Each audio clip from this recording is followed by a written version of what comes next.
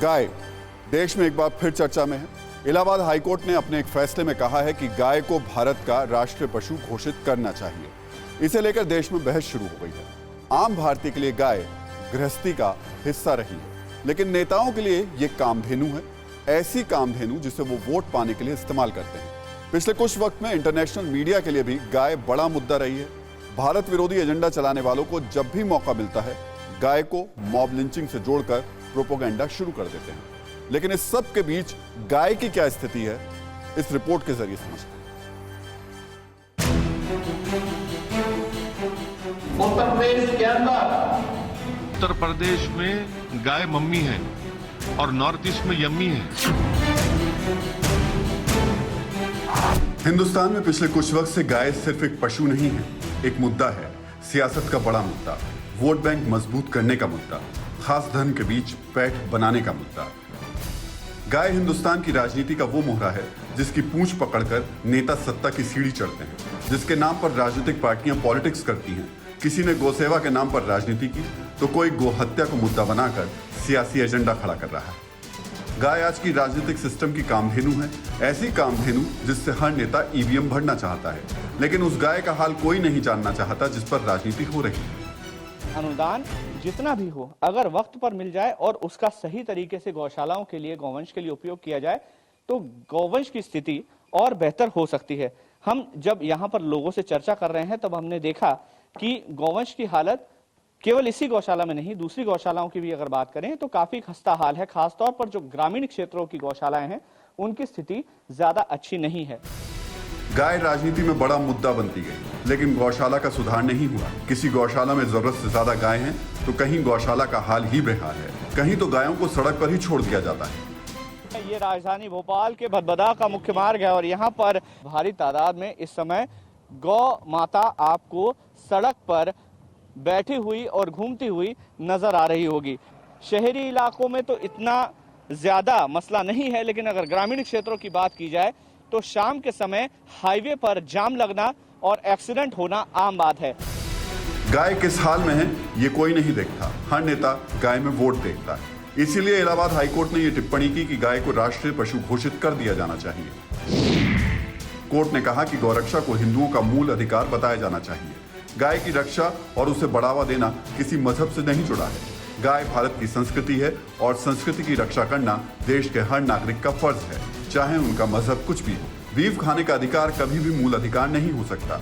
सिर्फ हिंदू गाय की अहमियत नहीं समझते, मुस्लिमों ने भी अपने शासन के दौरान भारतीय संस्कृति में गाय की अहमियत को समझा है। गाय सदियों से आम भारतीय की गृहस्थी का हिस्सा रही है, इसलिए धर्म की दीवार को गिराकर मुस्लिम धर्मगुरु भी गाय को राष्ट्रीय पशु घोषित करने की बात कह रहे हैं। हिंदू भाई गाय को एक मुक़द्दस जानवर के तौर पे मानते हैं, लिहाजा उनके मजहबी और रिलीजियस सेंटिमेंट्स का ख्याल रखते हुए इसको गाय को नेशनल एनिमल के तौर पर डिक्लेयर करना चाहिए। भारत की नब्ज को समझने वाले जानते हैं कि गाय आम आदमी के जीवन में शामिल है, लेकिन पिछले चंद सालों में गाय जीवन का नहीं, राजनीति का हिस्सा हो गई है। गाय राष्ट्रीय राजनीतिक पशु बन गई। गाय का आम आदमी के गृहस्थी में इतना महत्व है कि इसे आम आदमी गौमाता का दर्जा देता है, लेकिन 2014 के बाद गाय को राजनीतिक पशु बना दिया गया।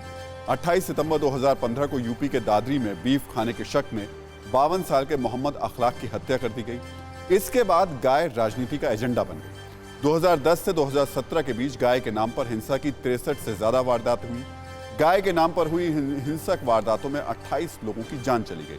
हिंसक वारदातों में 124 लोग घायल हुए। गाय के नाम पर हुई हिंसा की 50% वारदात सिर्फ अफवाह के कारण।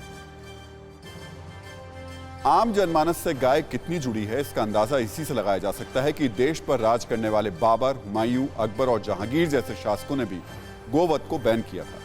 स्वतंत्रता आंदोलन के साथ गो संरक्षण का आंदोलन भी चला था। बाल गंगाधर तिलक ने गाय को शिवाजी समारोह से जोड़ा और उसका हिस्सा बनाया। 1921 में गांधी जी ने गोहत्या बंद करने के लिए कांग्रेस में प्रस्ताव पास कराया था। कांग्रेस के कार्यक्रमों में गौरक्षा सम्मेलन होते थे। 1924 में गौ सेवा संघ का उद्घाटन किया गया। 1942 में गांधी जी ने कहा था कि अगर गाय मरती है तो हम भी मर जाएंगे।